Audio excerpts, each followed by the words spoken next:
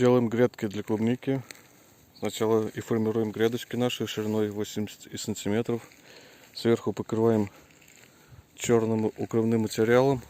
И толщиной у нас 60 микрон от сорняков. Полив у нас идет дождеванием.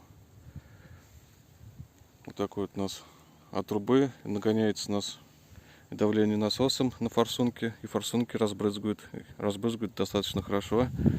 Обзор я делал на своем канале, смотрите, переходите. Такие вот маленькие форсуночки. Заказывал я в Китае на Алиэкспресс.